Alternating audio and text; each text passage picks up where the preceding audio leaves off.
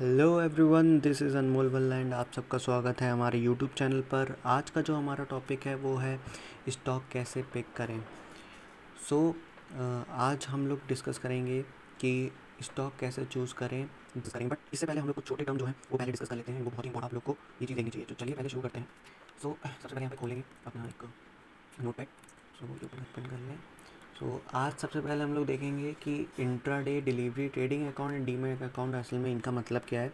तो ये थोड़ा सा टाइम लेंगे एंड हम लोग इसको जल्दी से कंप्लीट करके फिर हम लोग अपने मेन टॉपिक पर चलते हैं।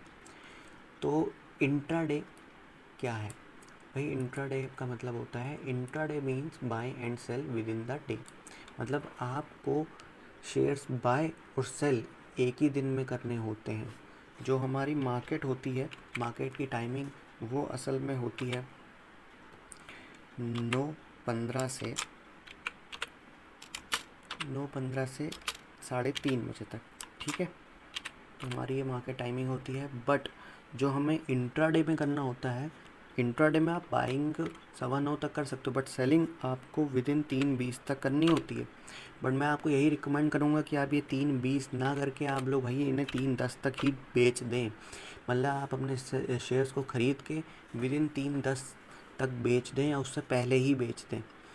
क्योंकि अगर आप इसके बाद बेचते हैं या इस टाइमिंग तक नहीं बेच पाते हैं, उसके बाद आप भूल जाते हैं जो भी है, तो आपको पेनल्टी पड़ती है 50 रुपीज़ या 60 रुपीज़ एंड जीएसटी अलग से पड़ती है। तो इस बात का ध्यान रखें। इंट्राडे का मतलब है buying and sell within the day.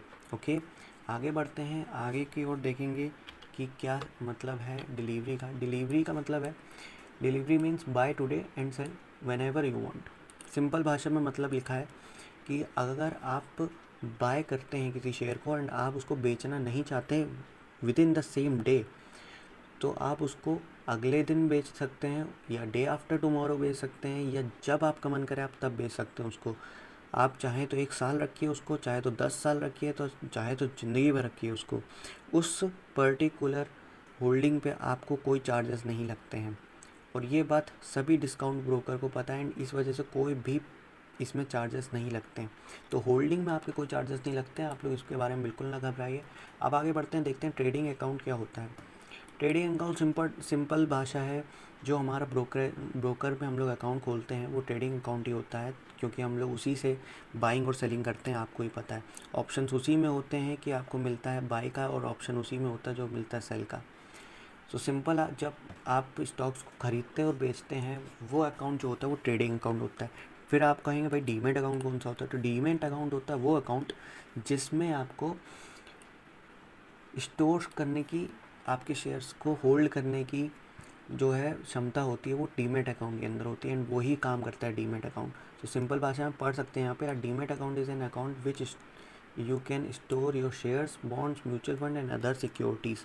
Okay, इस डीमेट अकाउंट के अंदर आपको अपने शेयर्स जो है, एक तरह का ये डीमेट अकाउंट स्टोर रूम होता है। आप सिंपल भाषा में समझ लीजिए, एक तरह का स्टोर रूम है आपके शेयर्स को स्टोर करने के लिए। और ये स्टोर रूम की कंपनीज हैं भाई दो, NSDL और CDSL। NSDL का फुल फॉर्म है national security and depository limited and CDSL का है सेंट्रल डिपॉजिटरी सिक्योरिटी लिमिटेड। यही 2 डिपॉजिटरीज़ हैं जो कि इंडिया में काम करती हैं। ओके, तो आपको इस चीज़ का ध्यान रखना है और आई होप आप लोग को ये चीज़ क्लियर हो गई होगी। अब हम लोग चलते हैं अपने मेन टॉपिक पर। तो चलिए चलते हैं। ओके, तो आज का जो हमारा मेन टॉपिक था वो था स्टॉक कैसे पिक करें।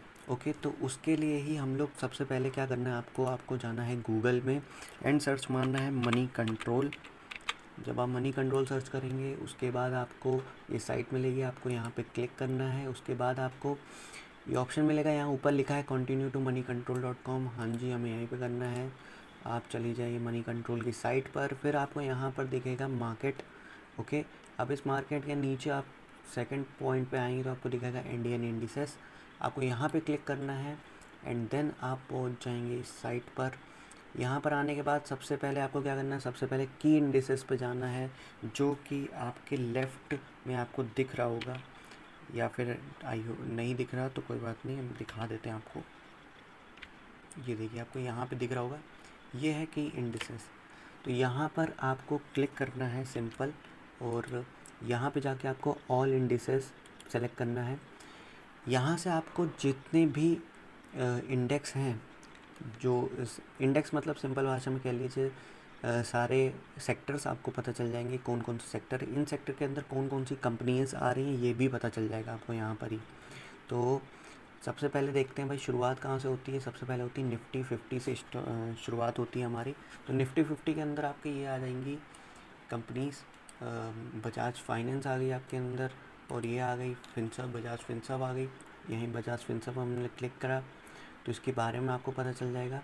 बट ये तो अब इस कंपनीज़ में आने से पहले आपको क्या करना है, सबसे इम्पोर्टेंट काम, सबसे पहली चीज़ जो ध्यान में रखनी है दिमाग में, वो देखनी है LTP, क्योंकि इसमें बहुत सारे ऑप्शंस हैं। LTP है, परसेंट चेंज है, वॉल्यूम है, buy price, sell price, buy quantity, sell quantity, open. भाई क्या चीज़ देखें आप, देखो LTP और कुछ मत देखो।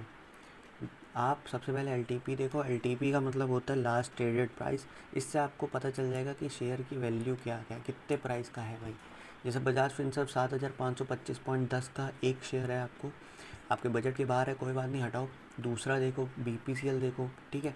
अब इनको देखो, सिर्फ देखना ही नहीं है, इनको अपनी वॉच लिस्ट में भी ऐड करते रहो, ठीक है। अब ये नहीं कि भर भर के ऐड कर रहे हैं, ठीक है। पर्टिकुलर सेक्टर से 1 2 मैक्सिमम 3, ठीक है। अभी इससे ज़्यादा नहीं सर्च करना है, इससे ज़्यादा मतलब वॉच लिस्ट में ऐड नहीं करना है, बस इतना ही करना है। तो जो बजट में आपको लगे आप उनसे यहाँ पे एक तरह से आपको लिस्ट मिल जाएगी। आपको BPCL भी नहीं समझ में आ रहा भाई, और नीचे आओ भारतीय एयरटेल देखो, जो आपको समझ में आए वो देखो। कोल इंडिया समझ में आ रही, कोल इंडिया यहाँ पर देख लो 170.70 का एक शेयर है, तो ये भी आपके लिए हो सकता है, ठीक है। तो ये तो आ गया आपका Nifty 50, Nifty bank, Nifty mid cap and अलग अलग यहाँ पे दिखेगा। नीचे आते हैं, मेन आपको यहाँ पे दिखेगा, जब आप नीचे आएंगे इंडिया विक्स के बाद आपको दिखेगा Nifty auto, Nifty IT, Nifty PSU bank, Nifty financial service, and ये सारे जो हैं ये सेक्टर हैं। अगर जब मार्केट खुलेगी आपको, तो आपको ऐसा नहीं होता कि सारी चीज़ें डाउन जा रही हैं, सारी चीज़ें अप जा रही हैं। कोई ना कोई सेक्टर ऐसा होता है जो कि हिट हुआ होता है, या कोई ना कोई सेक्टर ऐसा होता है जो कि रॉकेट हुआ होता है। तो अगर से सपोज़ करिए मार्केट खुलती है एंड ऐसा होता है कि आपका निफ्टी ऑटो सेक्टर भाई बहुत अप जा रहा है, तो आपको ये यहाँ पे पता चल जाएगा। निफ्टी ऑटो पे आप क्लिक करेंगे तो आपको ये दिख जाएगा नीचे आके कि ये निफ्टी ऑटो में यहाँ पर लिखा है 1.48%। तो जैसे सपोज़ करिए 1% के ऊपर है तो आपको समझ में आ जाएगा अप है मार्केट। अब यहाँ पे आके आपको इस निफ्टी ऑटो के अंदर जितने भी कंपनीज हैं सारी दिख जाएंगी, ओके। अब ये जितनी भी कंपनीज हैं, इन सारी कंपनी का सेक्टर है ऑटो सेक्टर। तो आपको पता चल गई भाई ऑटो सेक्टर की ये सारी कंपनीज़ हैं। अब इनमें से 2 से कंपनीज़ चूज़ कर लो और अपनी वॉच लिस्ट में ऐड कर लो। ऐसे आप अपनी वॉच लिस्ट भी बनाते चले जाओगे और आपको पता भी चलता रहेगा कि कौन कौन सी कंपनीज़ हैं। कंपनीज़ के नाम ही पता चल जाएंगे एंड धीरे धीरे उनका प्राइस पता चल जाएगा। फिर उनके आप धीरे धीरे कंपनी के और अंदर इंटरनल चीज़ें भी जान सकते हो। तो ऐसे कंपनी की लिस्ट मिल जाएगी आपको कि कहाँ से है। आपको अगर यहाँ पे ऑटो का नहीं PSU बैंक का देखना, तो आप यहाँ PSU बैंक का देख सकते हो। वही सरकारी बैंक्स आ जाती हैं आपके इसके अंदर, बट इनका प्राइस आपको दिखेगा तो बहुत ही ज़्यादा इंटरेस्टिंग लगेगा कि 102.60 63.10 का एक शेयर। तो हो सकता है आपकी आंखें चमक जाए ये देखकर कि भाई इतने सस्ते शेयर हैं सरकारी बैंक के, ले लेने चाहिए, इसको भर भर के लेंगे, ख़रीदारी करेंगे। बट इतना दिमाग में रखना कि ये चीज़ इतनी सस्ती है, बट इतने टाइम से मार्केट में तब भी इतनी सस्ती है। तो ये चीज़ दिमाग में रखना कि इतनी सस्ती क्यों है। इसलिए इस पे मेरे ख्याल से आपको बैंकिंग सेक्टर में PSU बैंक मत देखो अभी, बट अगर बहुत ज़्यादा इंटरेस्ट है तो सबसे एक या दो देख लो, वॉच लिस्ट में ऐड कर लो कोई ठीक ठाक जो आपको लगे। मेरे ख्याल से आपको नहीं करना चाहिए, लेकिन अगर बहुत इंटरेस्ट है तो कर लो। उसके बाद ये बस यही है, आपको यहाँ से आपको सारे के सारे जो हैं अच्छी कंपनीज़ ही मिलेंगी, क्योंकि इसके अंदर टॉप कंपनीज़ ही आती हैं। जो भी सेक्टर अच्छा परफॉर्म कर रही हैं कंपनीज़ वही सेक्टर में दिखाएंगे, ओके। तो आई होप आप लोगों को यहाँ पे समझ में आया होगा कि कहाँ से स्टॉक्स हम लोग को पिक करना है, कैसे पिक करना है। तो नेक्स्ट जो हमारा टॉपिक होगा वो होगा कि कैसे और कितनी क्वांटिटी चूज़ करें, ओके। सो नेक्स्ट टॉपिक भी बहुत इंपॉर्टेंट है एंड वो आपको नेक्स्ट वीडियो में मिला होगा। आई होप आज की वीडियो आपको समझ में आई होगी। अगर वीडियो पसंद आई है तो लाइक करना, अगर वीडियो नहीं पसंद आई तो डिसलाइक करना, काम की लगी तो सब्सक्राइब कर लेना, और अगर किसी और के काम की लगी तो भाई साहब शेयर भी कर देना। थैंक यू एंड जय हिंद।